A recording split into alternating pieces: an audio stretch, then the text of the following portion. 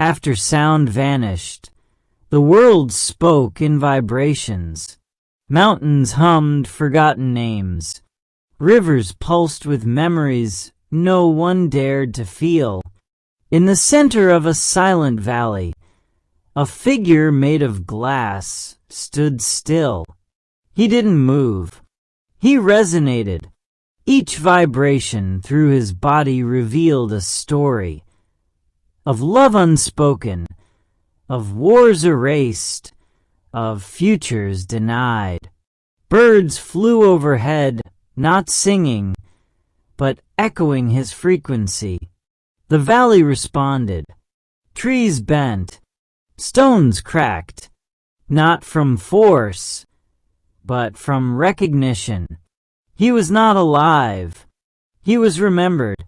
And in that memory, the world found its voice again.